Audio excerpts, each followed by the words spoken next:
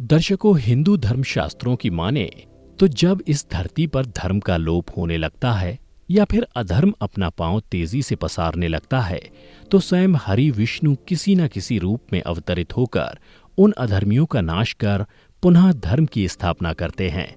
इसी वजह से जब द्वापर युग में धरती लोक पर धर्म का नाश होने लगा, तो भगवान विष्णु श्री कृष्ण के रूप में अवतरित हुए। वैसे तो विष्णु जी के इस अवतार को महाभारत के सूत्रधार के रूप में जाना जाता है, परंतु महाभारत के अलावा भी श्री हरि विष्णु ने अपने इस अवतार में कई लीलाएं की, जिसके बारे में बहुत ही कम लोग जानते हैं। कृष्णावतार में भगवान विष्णु ने कई दैत्यों, दानवों और राक्षसों से युद्ध किया और उसका नाश किया। परंतु इस एपिसोड में हम आपको एक ऐसी कथा के बारे में बताने जा रहे हैं जिसमें श्री कृष्ण ने एक दैत्य से सिर्फ उसके अहंकार को दूर करने के लिए युद्ध किया। तो आइए विस्तार से जानते हैं इस कथा के बारे में। नमस्कार दर्शकों, द डिवाइन टेल्स पर आपका स्वागत है। हिंदू धर्म ग्रंथों में वर्णित कथा के अनुसार पौराणिक काल में दानवीर दैत्यराज बलि हुआ करते थे। बलि के सबसे बड़े पुत्र का नाम वाणासुर था। बड़े होकर वाणासुर ने भगवान शंकर की बड़ी कठिन तपस्या की। कुछ समय पश्चात भगवान शंकर उसकी घोर तपस्या से प्रसन्न होकर उसके सामने प्रकट हुए और उससे कहा, तुम्हें सहस्त्रबाहु होने का वरदान देता हूँ। इसके अलावा अगर तुम्हें कोई और वरदान मांगना है तो मुझसे मांग सकते हो। तब वाणासुर ने भगवान शंकर से कहा कि हे प्रभु, मेरी इच्छा है कि आप मेरे द्वार की रखवाली करें। यह सुनकर भगवान शंकर को बहुत क्रोध आया, लेकिन वे वचन दे चुके थे, इसलिए बाद में मान गए और उसके द्वार की रखवाली करने लगे। उसके बाद शंकर जी से मिले वरदान के कारण वाणासुर अति अहंकारी हो गया। उसके बल और अहंकार के कारण कोई भी उससे युद्ध नहीं करता। इसी तरह बहुत समय बीत जाने के बाद भी जब उससे किसी ने युद्ध नहीं किया, तो एक दिन भगवान शंकर के पास जाकर बोला, हे प्रभु, मैंने लंबे समय से किसी से युद्ध नहीं किया है, क्योंकि कोई भी मुझसे युद्ध नहीं करना चाहता। इसलिए मुझे युद्ध करने की प्रबल इच्छा हो रही है। अतः मेरी इच्छा है कि आप मुझसे युद्ध करें। उसकी अहंकार पूर्ण बातें सुनकर भगवान शंकर क्रोधित हो गए, किंतु वाणासुर उनका परम भक्त था। इसलिए अपने क्रोध को पीकर उन्होंने वाणासुर से कहा, रे मूर्ख, तुझसे युद्ध करके तेरे अहंकार को चूर चूर करने वाला उत्पन्न हो चुका है। यह सुनकर वाणासुर भगवान शंकर से पूछने लगा, हे प्रभु, मुझे जल्दी से बताइए कि वो शत्रु कौन है और वो मुझसे कब युद्ध करेगा।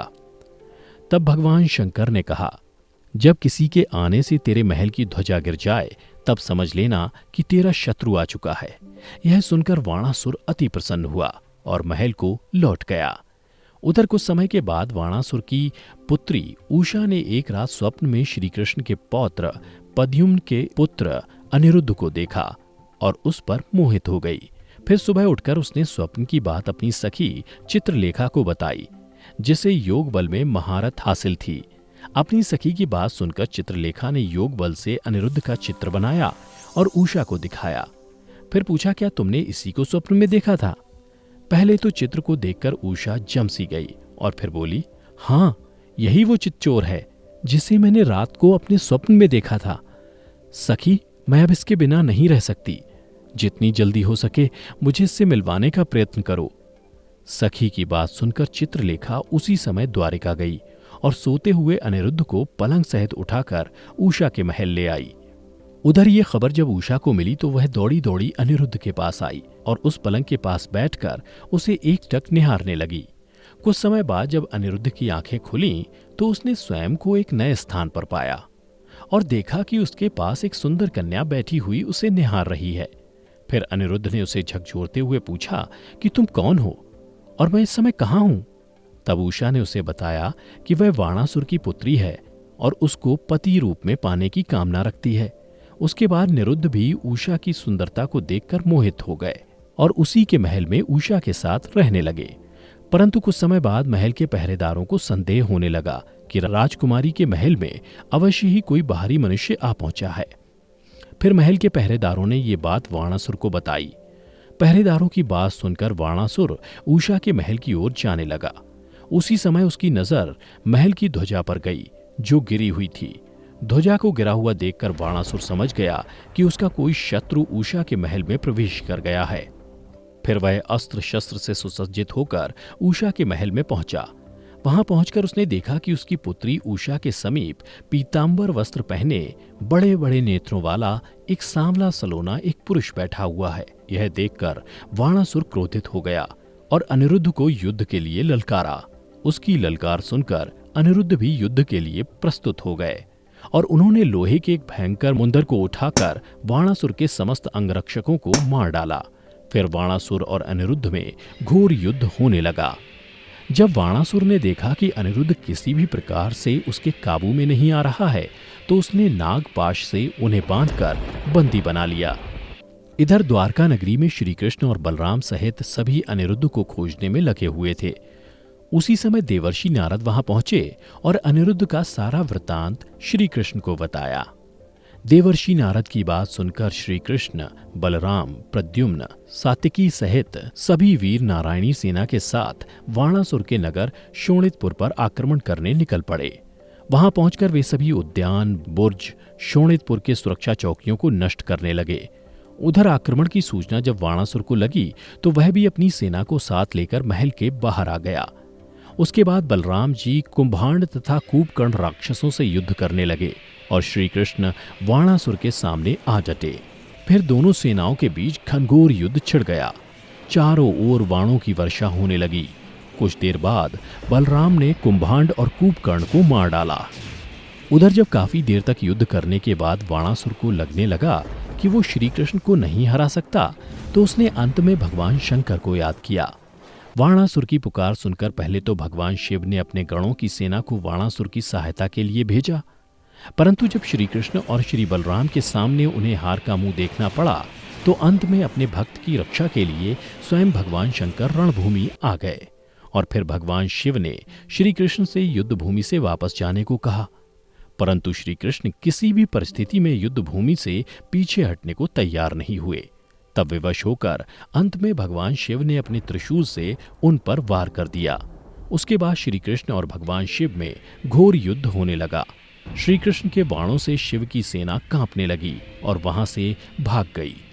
यह देखकर शंकर जी ने श्री कृष्ण से विनती की, हे नारायण, मेरे साथ साथ सारे देवगण आपके चरणों में पूर्ण रूप से समर्पित हैं, इसलिए मैं अपने शस्त्रों का त्याग करता हूं।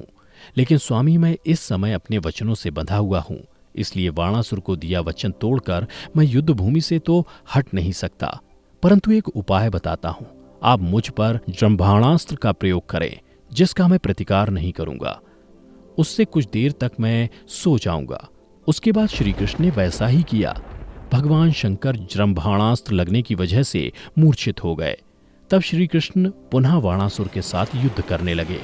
यह देख वाणासुर भी अति क्रोध में आकर उन पर टूट पड़ा। फिर अंत में श्री कृष्ण ने अपना सुदर्शन चक्र निकाला और वाणासुर की भुजाएं काटनी प्रारंभ कर दी। श्री कृष्ण ने वाणासुर की चार बाजू छोड़कर बाकी सारी भुजाएं काट डाली। उसी समय भगवान शंकर मूर्छा से जाग उठे और उन्होंने वाणासुर से कहा, अरे मूर्ख, ये भगवान श्री कृष्ण है, इनके सामने तू अपनी उद्दंडता दिखाना छोड़ दे, वरना तुझे मेरे भी क्रोध का सामना करना पड़ेगा। फिर भगवान शंकर ने श्री कृष्ण से विनती की कि हे नारायण, आप तो भक्तवत्सल हैं, अपने भक्तों की इच्छा अवश्य पूर्ण करते हैं। मेरी आपसे विनती है, आप इसके प्राण न लें। उसके बाद भगवान शंकर की बात मानते हुए श्री कृष्ण ने वाणासुर को मारने का विचार त्याग दिया। यह देखकर वाणासुर श्री कृष्ण के चरणों में जा गिरा और उनसे क्षमा मांगने लगा। श्री कृष्ण ने वाणासुर को क्षमादान दिया और अनिरुद्ध के साथ उषा का विवाह संपन्न हुआ। तो दर्शकों, उम्मीद करता हूं कि आपको हमारी ये कथा पसंद आई होगी। अगर पसंद आई हो तो ज़्यादा से ज़्यादा लाइक और शेयर करें। साथ ही ऐसी ही पौराणिक कथाओं की जानकारी के लिए हमारे YouTube channel the divine tales को अभी सब्सक्राइब करें। आज की वीडियो में इतना ही। अब हमें दीजिए इजाज़त। वीडियो को अंत तक देखने के लिए आपका बहुत बहुत शुक्रिया।